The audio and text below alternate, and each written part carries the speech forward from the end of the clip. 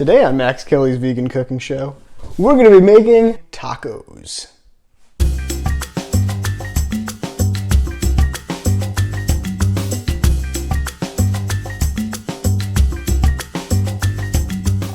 Okay, so to start, we're going to be making a sauce for our mushrooms.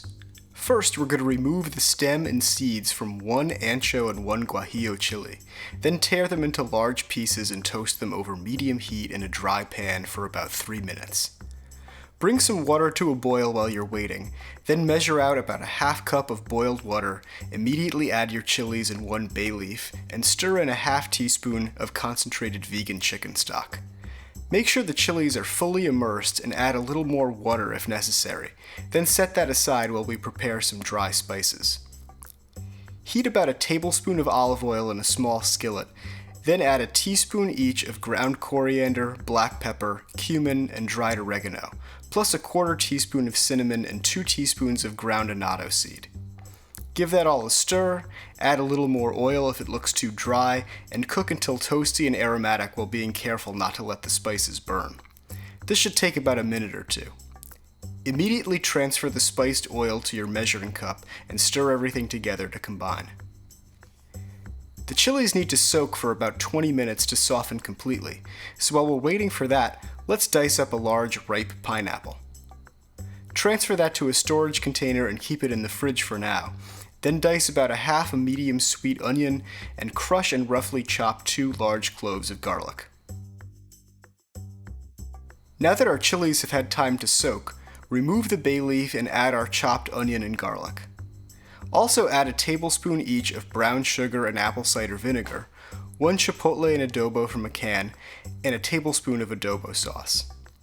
Add about a 1/4 cup of our diced pineapple, then puree the mixture with an immersion blender or transfer to a food processor or blender and process. Give your mixture a taste and adjust the seasoning. I like to use soy sauce instead of salt here because it incorporates more easily and has a little extra depth.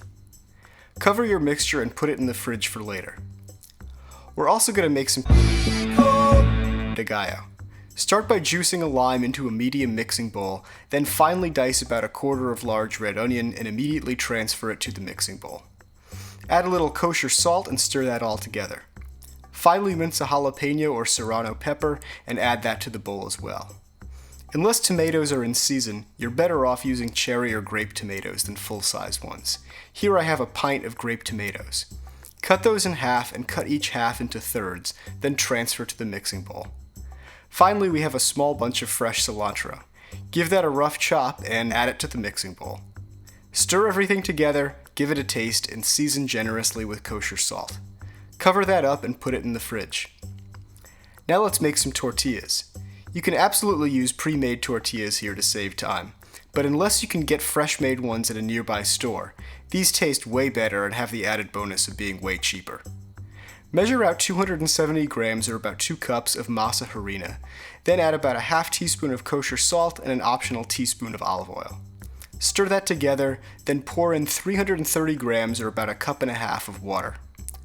Stir everything together until the water is absorbed, then form the mixture into a soft dough with a consistency similar to Play-Doh. This should yield about 20 tortillas weighing about 30 grams each. I like to set my bowl on a zeroed kitchen scale and tear dough off until the scale reads -30, but you can just eyeball it if you prefer. Cover your dough balls and heat a dry cast iron griddle pan or skillet over medium-low heat.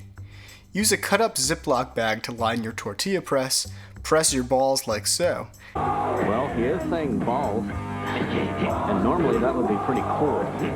Cook them for about 30 seconds to a minute on each side, or until there are a few dark brown spots. Then wrap them with a clean kitchen towel to help keep them warm and pliable. If you don't have a tortilla press, you can just use a heavy glass baking dish.